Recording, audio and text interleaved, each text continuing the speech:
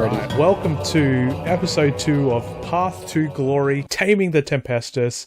I'm here with Nick. It's me, Nick. Yeah, I'm here with Nick. Hey, I'm Nick. Welcome.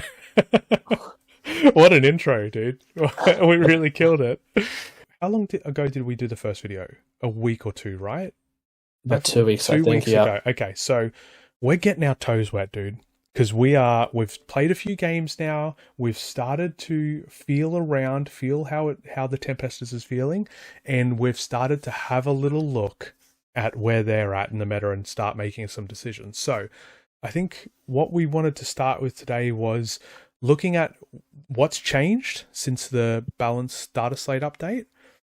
Taking the before of a 38% win rate, we're now sitting at 47.6%, which is climbing. It's pretty good when you look at like everybody between 50 and like 45. Like there's a lot of teams in that window, and I think we do pretty well into most of them. Some of the bigger threats on the table are gonna just be troublesome, I think, for almost any team, hence the win rate.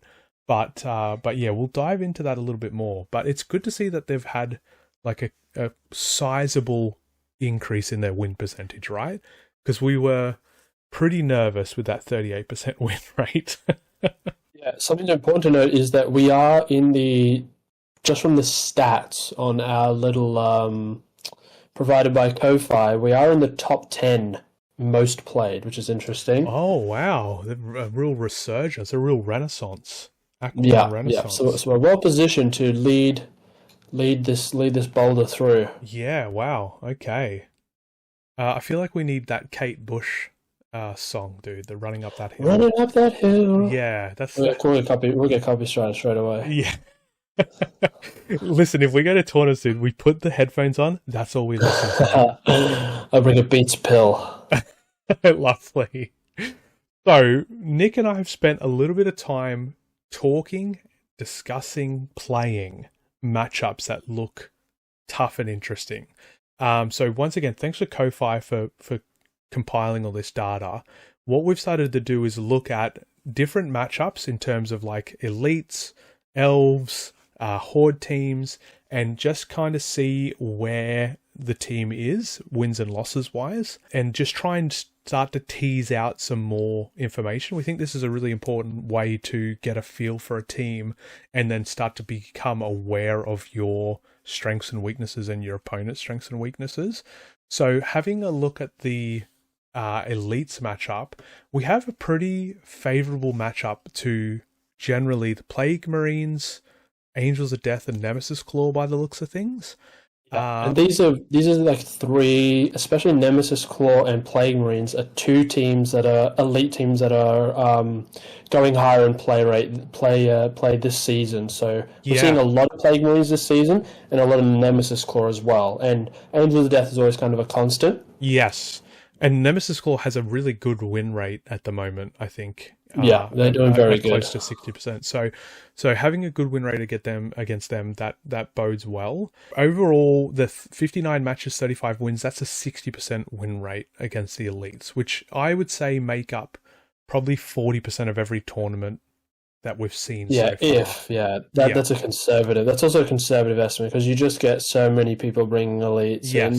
Yeah.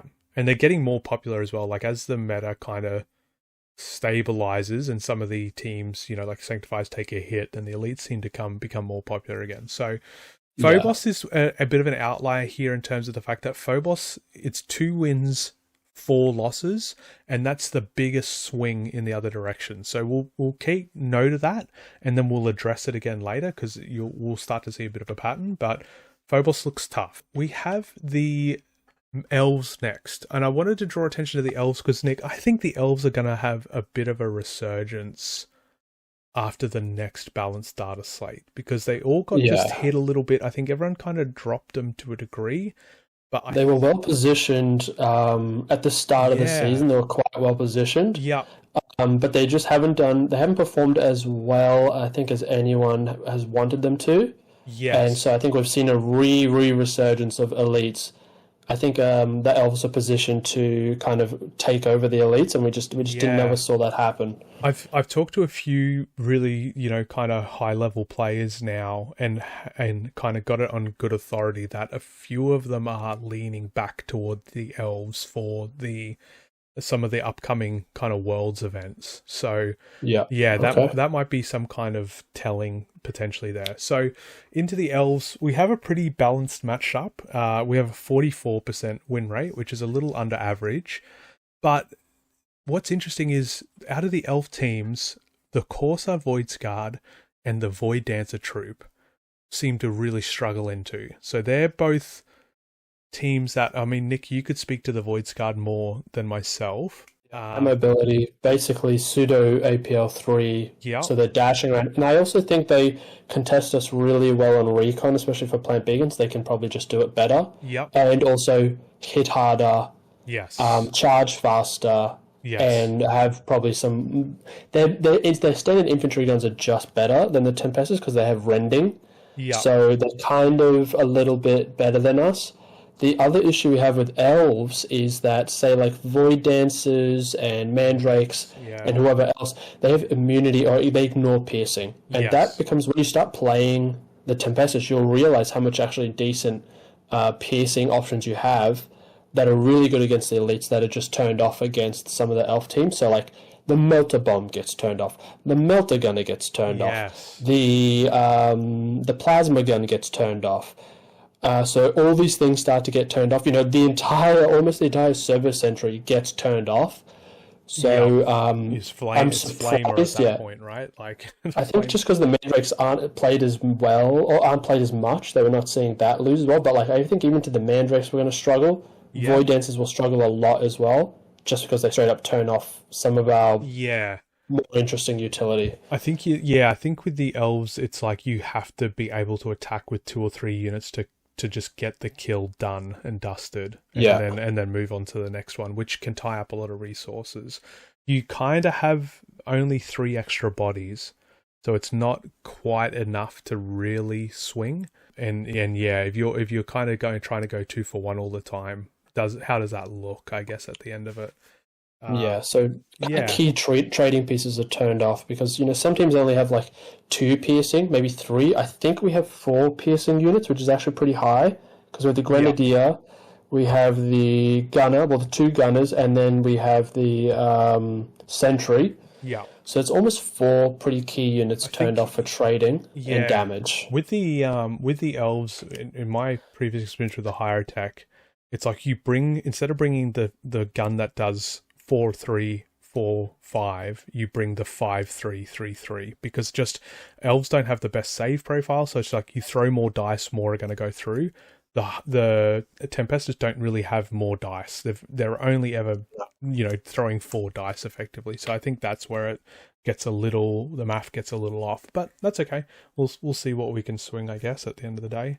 Okay, next up we have Horde teams. So Horde teams is interesting. I think it depends on which team you're playing against.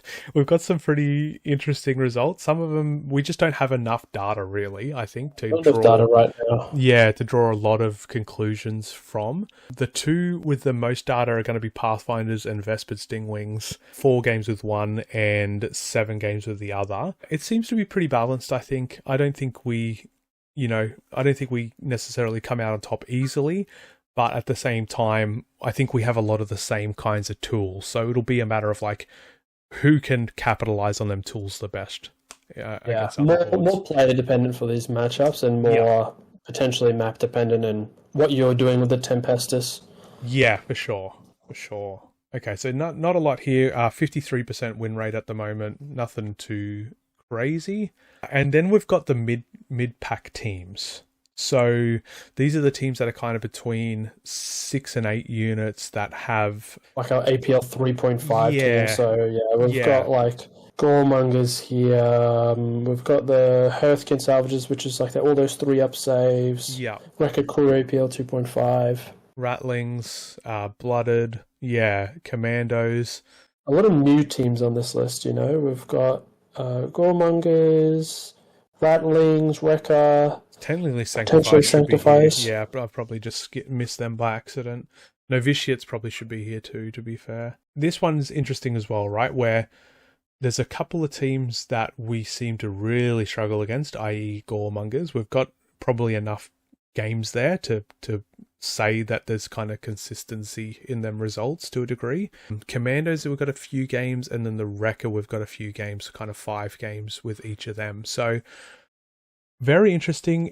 I think we need more data with the other teams, like Elusian Starstriders, the Felgor, Rattlings, Sanctifiers. I think we just need, it's even Novitiates, I guess, to a degree. We just need a few more games to really tell where they actually sit. But I think, you know, same thing, like we have the body advantage here. We have reasonably good shooting. The salvages, I played that matchup last night. It was tough because of the 3-up save. It was tough to get the damage through. But yeah, I think we can do okay here personally with most of these teams. Just touching on your point, which is like the Goremongers, which is a lot to unpack here. Yes. Which we were talking in the pre-show, which is they kind of just, even the more I think about it now, they just turn off a lot of what we have going on. Yeah. So the general play is that, you know, we move up these market tokens. They can kind of just start moving around that market tokens, and when we drop, we get a really good shoot-off. We can't actually kill a unit because they can only take 8 damage. Yeah. So that's really rough. So that means we can't use any of our ploys to drop down and shoot because it's not going to pay off.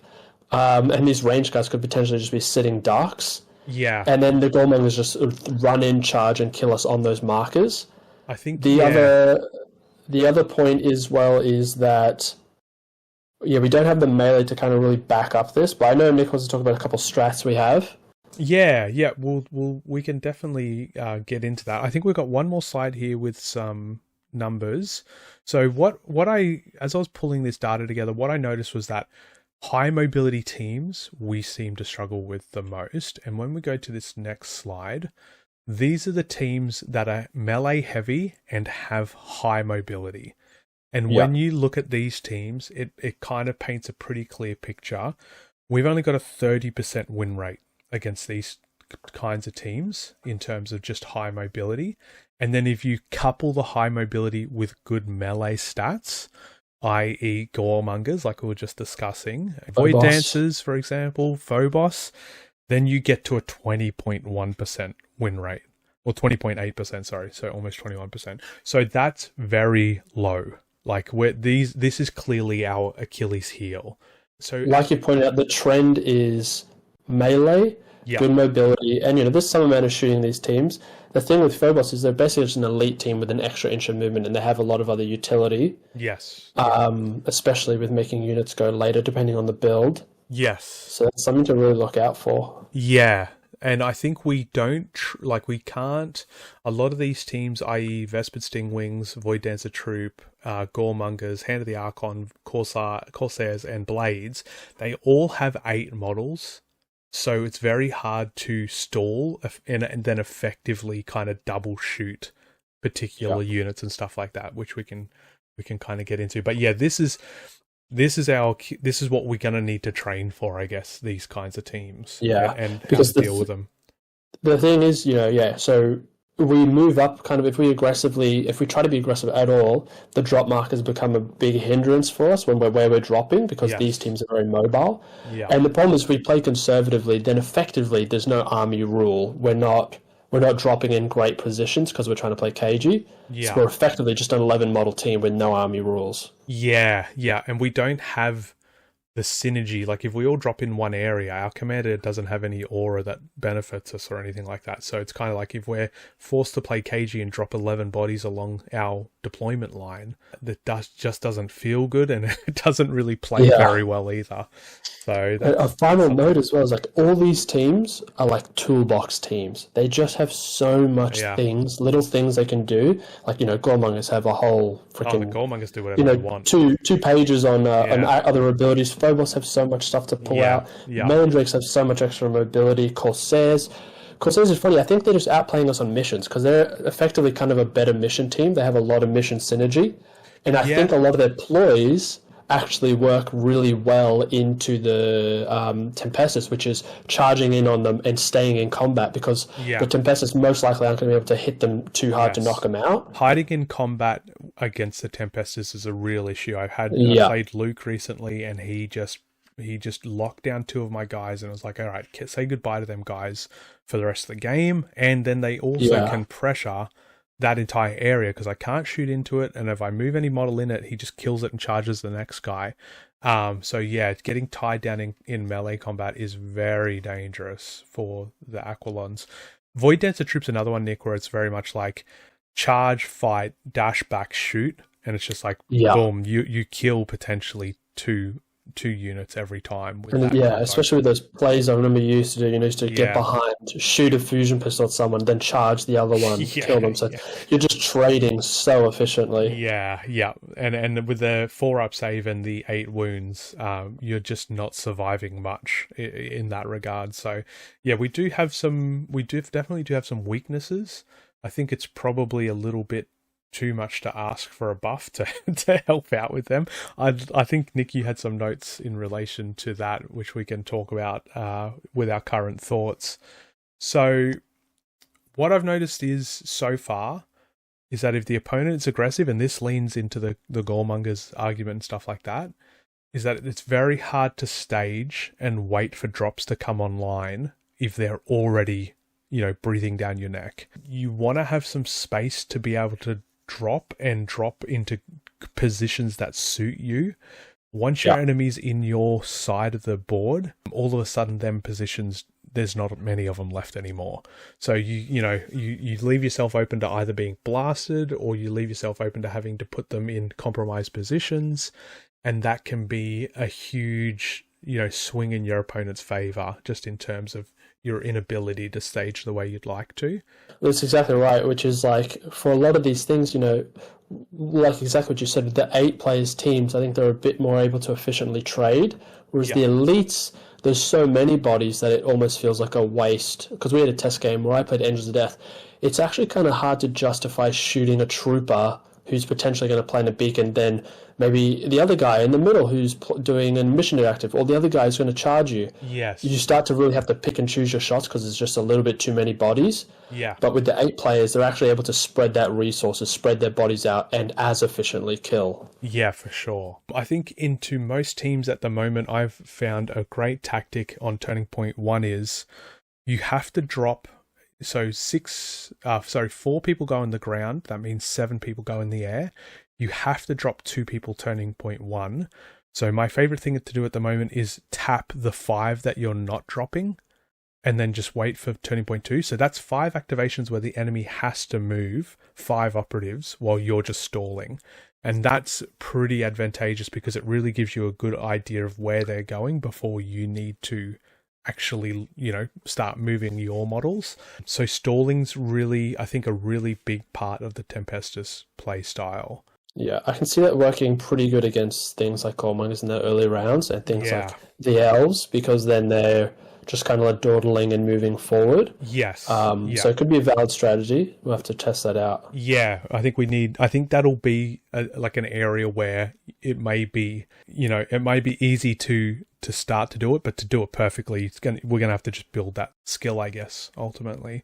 Okay, Servo Sentry. So last night I actually got to use a Servo Sentry for the first time in 5 games. The Servo Sentry on Volkus Vantage doesn't feel good, because it's so low to the ground, can't see much, and it almost becomes a liability, because it's a pretty good shooter, but if it's in a bad spot and it doesn't get to shoot, then it's a completely wasted operative with its 4-inch movement. So I think where I've got to work on, in my games at the very least, Servo Sentry positioning, because I've keep putting it in a bad position and it keeps not doing anything all game. And the 4-inch move as well in Volkus is really tough, because then you'd have to get him out of like a tough position on the top of a ruins or on top of a stronghold, you have to like jump over that barricade. Yes. So it's really hard to position him in a good... same as you. I don't think I've ever had one survive past the first turning point yet, just because poor positioning, and then I think overestimating the 10 wounds with 3+ save. Yeah, for sure. Yeah, so it's servo sentry, and then the other thing that can catch you out is picking the wrong gun for it, because against elites, the crack grenade launch is pretty good. You get 2 shots with a crack, which can pretty much kill an elite usually. But if I took, for example, the Hot Las one with the piercing crits, and then just could not get a target where I could get the severe to operate. So then I just didn't roll the crits. And then the piercing just felt irrelevant, even though it had a better kind of roll profile. So it can be a bit of a trap, I think, to pick the wrong gun. But that's just something that I think after I do it 15 or 20 times, I'll probably have some better data on what that actually looks like and feels. But yeah, there's 3 options there. I guess, hopefully I'll get the right one eventually. Okay, troopers my troopers, initially I was thinking they can contribute to the kill. They can't. They don't do a lot. They're pretty much... It's the absence of... it's really the absence of any stats on their guns. Yes. Because I think, in lore, the Las rifle is the worst gun, which we'll talk about more later, but the Las rifle's the worst gun, so I think that's their justification, is that no stats for that because it's the worst gun in lore. Yeah, so it is horrible. I've not had any luck. So at this point, my troopers are expendable pawns for me to throw at objectives, basically. Whether it's trying to deny a secure, whether it's trying to deny a take ground, I am just using troopers as cannon fodder at this point, because I haven't found anything else better to do with them. So that's kind of where I'm at now. Okay, what else have we got? Okay, this first point's kind of funny. If the dice let you down, you will be punished. If you don't roll... I think what's really important after having done this last night and really learning from it, if you don't have the balanced reroll and the severe, and you're not choosing your targets properly, rolling 4 dice on a 3 or 4 up, on average will get you 2 hits, and 2 hits is not enough. You need a crit, or you need 3 hits. So I think you have to stack the ploys. So you're spending 2 CP each turn on them 2 ploys at the very least, and then potentially a 3rd CP for the hot drop. Because if you, with all your rolls, you're going to need to re-roll them. So I think this is a really big key point here, where it's like you can very easily whiff the 4 dice.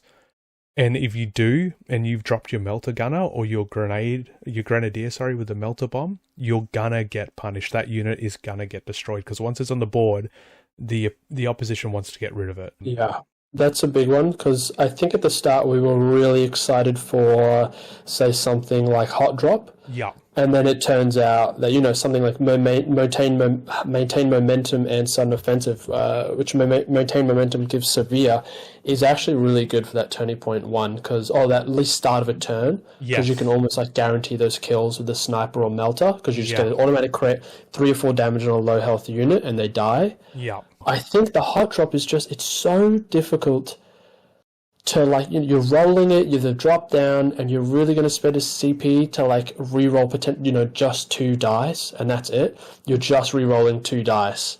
With the plasma gun, you're just re-rolling 2, so it's hard to justify for a CP. Yeah, so this is one of the things where it's good you get to roll the dice first, right? Because I've thrown the melter bomb and not hit on anything. And then it's it would be completely... Thank God I got a hot drop at that point.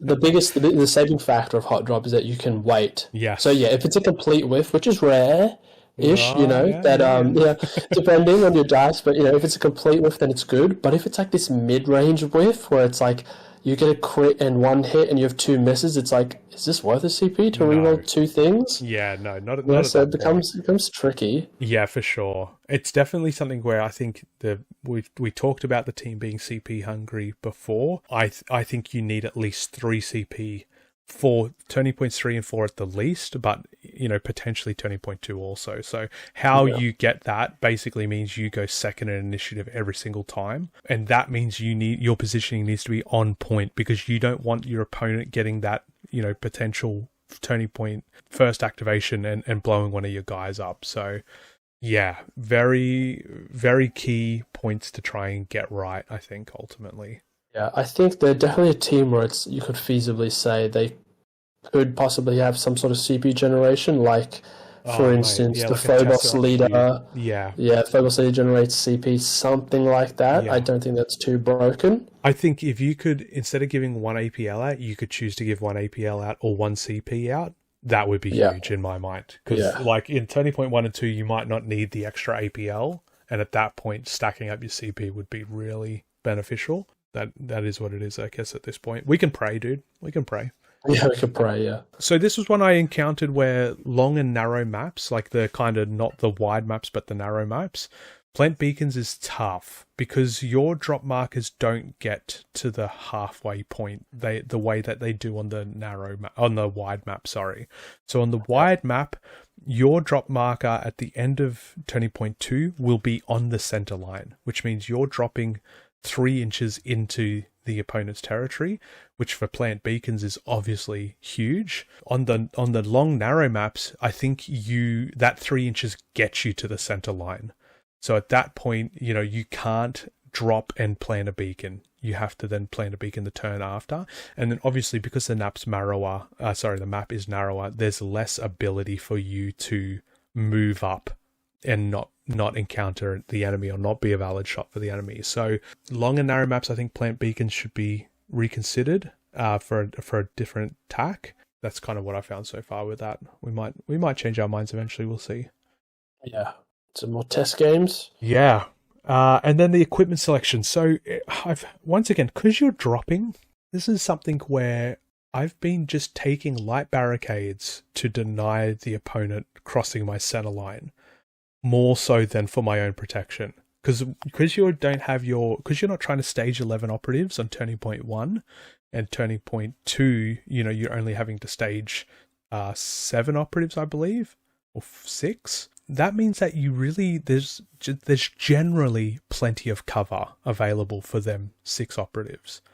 So I haven't been bringing, and Nick, you might have a different opinion here, dude, but I've been bringing light barricades generally to wall my opponent off from objectives or from my side down particular lanes. And I've been bringing razor wire sometimes as well to do the same kind of thing. So that goes over what you said, which is like just to give him something to give him a little bit more breathing room, effectively. Yeah, for sure. That's how I've been viewing it. I think I've regretted recently not bringing smokes against the salvages because they were just able to shoot me all the time with their seek light and stuff.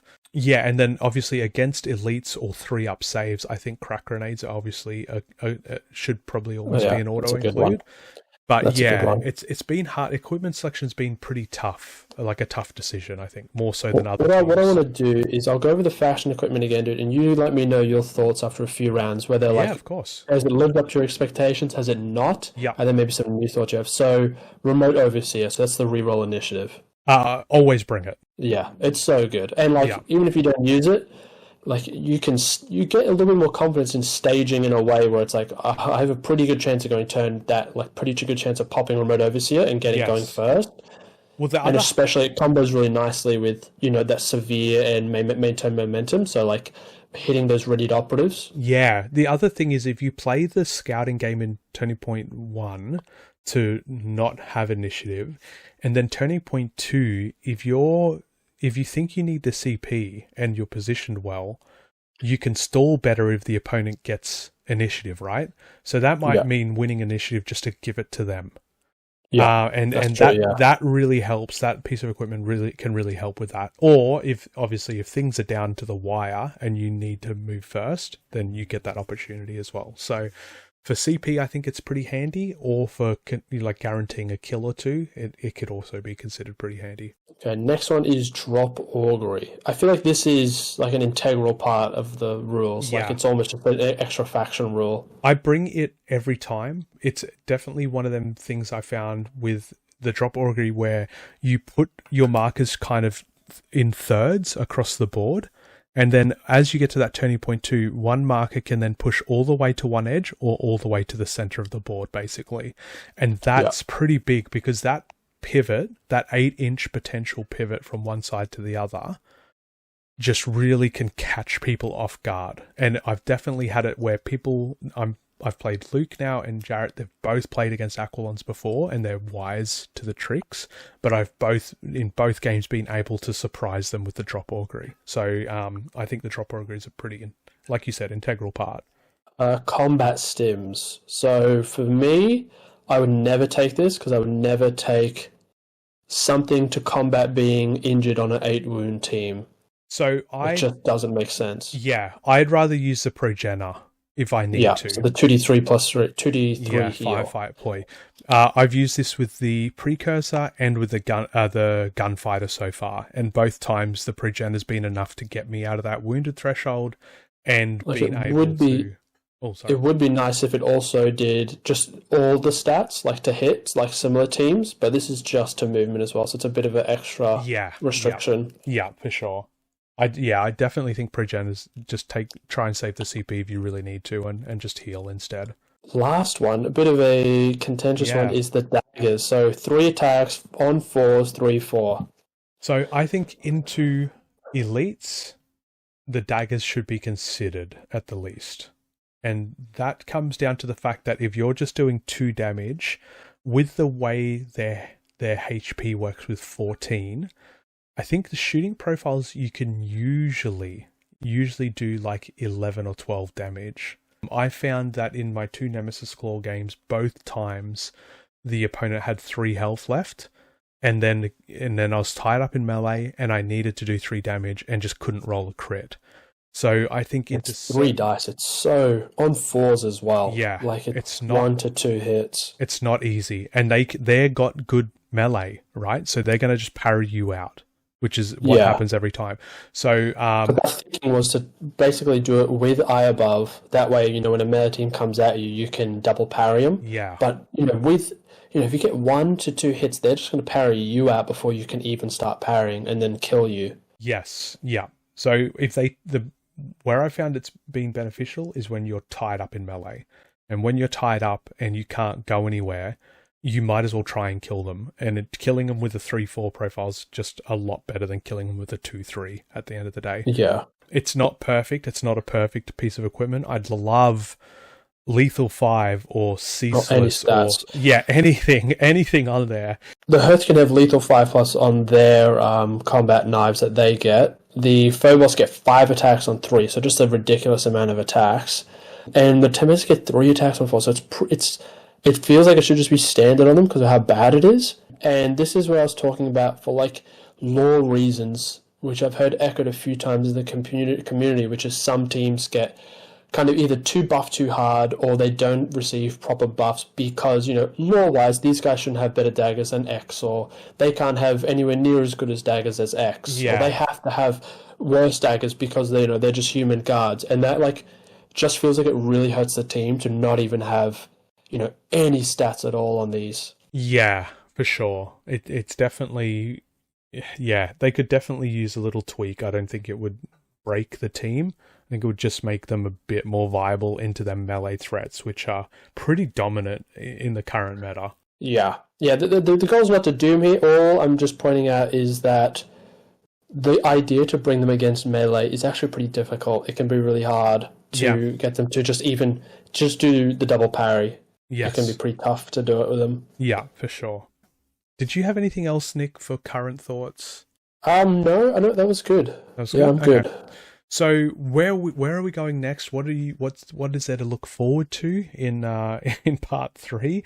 So we are currently painting the Aquilons. Nick, how's painting going, dude? Painting is a slog, a bit of a slog. Yeah. There's a lot of little... I've just committed myself to an intricate scheme. So I'm kind of just doing them in batches of different parts. So it's a good paint, but it's a lot. There's a lot of details. Coming from having just painted the mandrakes, which were just like 4 colors, do whatever you want kind of thing.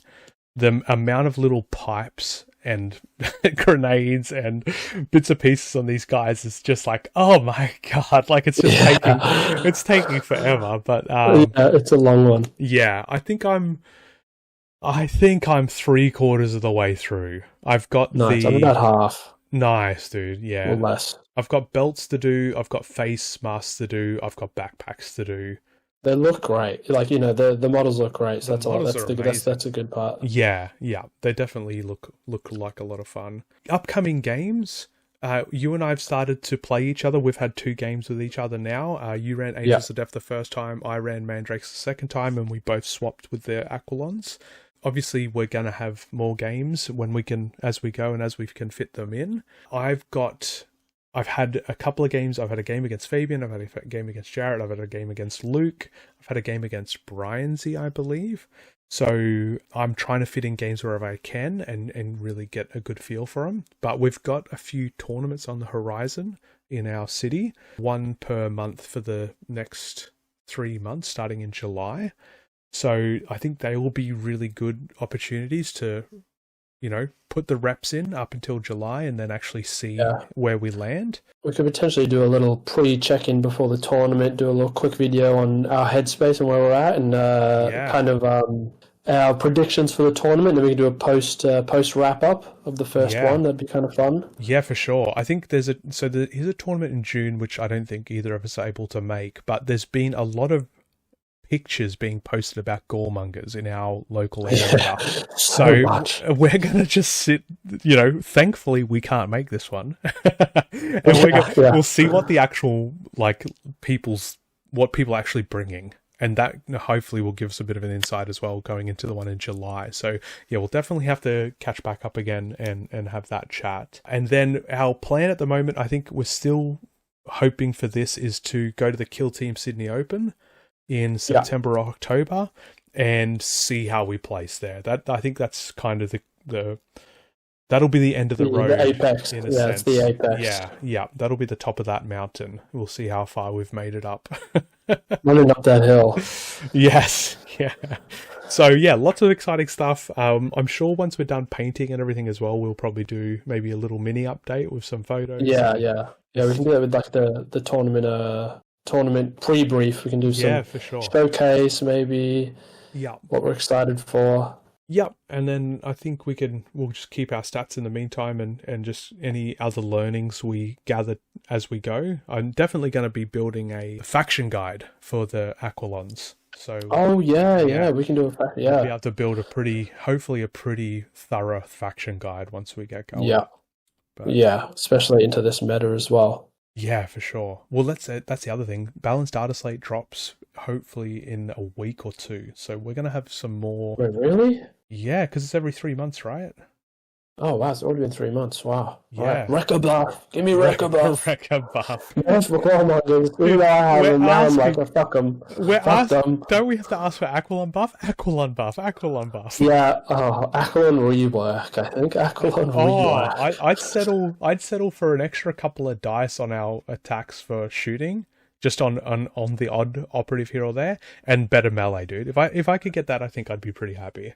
Yeah, I'm a systemic issue kind of guy, so I think we need just a little tweak on the rules. Yeah, just a little tweak on the rules. When we're on the ground, we still have stuff to do. Yeah. But yeah, I'm excited. My kind of ending thoughts are right now that like we kind of touched on the bad matchups a bit, and like we're not dooming. It's more sort of recognizing in the same way when you play Magic deck. You're going to have bad matchups. If you're playing Control, and there's new red aggro out, you're going to do really tough. Yeah. And that's just pure stats. So it's just, recognizing that bad matchup. How do we get past it? And also, it's also like going into the matchup being like, all right, this is going to be tough. Chances not on my side. This is going to be a tough matchup. And that's totally fine. I think that having that attitude, dude, allows you to play in a way where if the opponent's complacent and you're fully prepared for what they can do, then you're at a huge advantage. So I think I don't think we're overstating like the stats, and I think we're I think it educates us right in the right direction. For sure. Because what it effectively is, it makes you realize there's a hole in your game plan, or at least a vulnerability that your opponent's taking advantage of. So now it's about taking a step back and realizing, all that research Nik did, you're like, oh, okay, it's actually not the elites that are screwing me up. It's not the Horde. It's actually this high mobility, 6-op, 8-op team that's really screwing me up. And what is it about their play style that typically shuts off the Aquilons? Yeah, and then how do we? And you can apply that to any team. how do we bring the right equipment to counter it? How do we, move around it, etc., etc. So yeah, we'll keep like updating a sideboard, guys, like a sideboard. Yeah, for sure, absolutely. All right, well we might cap it off there then. Thank you very much for tuning in. If you've listened for this long, apologies. I couldn't imagine anything worse than listening to me for an hour, dude. I love it. Thanks for joining me, man. Appreciate it. And then we'll do a little update once we get some like and subscribe, guys. Oh my God. and subscribe. You don't have to. If you made it this far, yeah, exactly. I'll beg. You don't have to beg. I'll beg. Please. Please. All right. Thanks, everybody. Catch you guys.